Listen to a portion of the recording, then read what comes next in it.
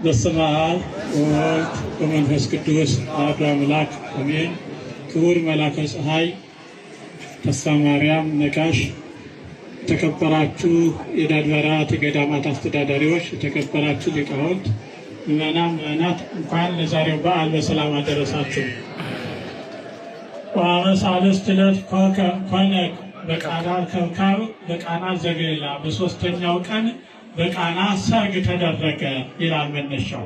ይህም ገሊላ በሄደ በሶስተኛው ቀን ማለት ነው። እዚያ ዋና ዋና ነጥቦችን ነግራችኋለሁ።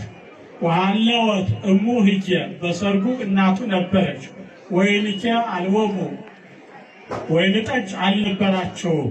ወትቤሎ እሙ ወይንኬ አልቦሙ፣ እናቱም የወይን ጠጅ የላቸውም አልቆባቸዋል አለችው። ከዚያም ተመልሳ ወትቤሎሙ እሙ ለእለ ይትለአኩ ኩሎ ዘይግበረክሙ ግበሩ፣ ለሱ ከነገረች ለልጇ ከነገረች በኋላ ለአገልጋዮቹ የሚላችሁን ሁሉ አድርጉ አለቻቸው። ጌታም አገልጋዮቹን ምልውወን ኬለላ መሳህዊት ማየ፣ ጌታም አገልጋዮቹን እነዚያን ጋኖች ውሃ ሙሏቸው አለ። ከዚያም ለአሳዳሪው ሰጡት።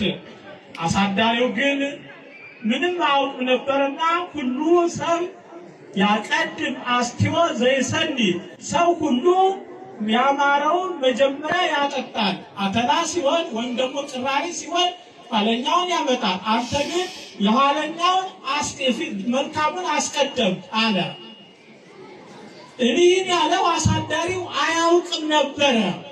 ነገር ግን የሚያውቁት ጌታ፣ ውሃ ሙሉ የተባሉት ቅድስት ድንግል ይህን ያውቁ ነበረ ባጭሩ። ከዚያ በኋላ አራየ ስብሐቲሁ ወአምኑ ቦቱ አርዳኢሁ፣ እንዲህ አድርጎ ታምራቱን ወይም ክብሩን አሳየ። ደቀ መዛሙርቱን አመኑበት። ከዚህ የምናያቸውን ሶስት ነገሮች አብረናል። በመጀመሪያ ጌታችን ኢየሱስ ክርስቶስ በሰርግ ቤት መገኘቱ ጋብቻ ክቡር መሆኑን ያመለክታል። ሁለተኛ እናቱ ቅድስት ድንግል የወይን ጠጅ አልቆባቸዋል ማለቷ ያለቀውን ሁሉ ለልጇ ትማልዳለች ወይም ትናገራለች። በአራተኛ ምንም እንኳ ታምራት የሚያደርግበት ራሱን የሚገልጥበት ጊዜው ባይሆንም ጌታ ግን የእናቱን ልመና ሰምቶ ውሃውን የወይን ጠጅ አድርጓል። ሶስተኛ አገልጋዮቹ ያለቀ የወይን ጠጅ የምንመላ ውሃ ምንድን ነው ሳይሉ በቅድስት ድንግል ምክር ያላችሁን ሁሉ አድርጉ ብላችኋለችና ያላቸውን ሁሉ አድርገዋል። ይህም ታዛዥነትን ነው። ቅድስት ድንግልን ታዘዟት ማለት ነው። በአራተኛ ክብሩን አሳየ፣ ደቀ መዛሙርቱን አመኑበት። ከዚህ የምንማረው በአንደኛ ቅድስት ድንግል ያለቀብንን ሁሉ ታውቃለች እና ትለምናለች። በሁለተኛ ጌታችን ኢየሱስ ክርስቶስ በማንኛውም አብሮ ባለበት ሁሉ ችግራችንን ይፈታል። በጠራንበት ሁሉ በጠራነው ጊዜ ሁሉ ችግራችንን ይፈታል። በአራተኛ የሚላችሁን አድርጉ ከተባለ የሚለንን ካደረግነ ውሃ ሙሉ ብንባል እንኳን እንሞላለን፣ አናጉረመርም።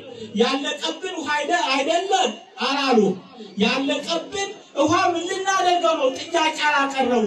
ዋናው መልስ ዋናው ጥያቄ የሚላችሁን አድርጉ ነው። የሚለንን ካደረግ የማይፈጸም ነገር የለም፣ የማይሆን የለም፣ የማይሰካ የለም። በመጨረሻ ታላቅ ክብሩ እናያለን፣ እኛም እናምንበታለን።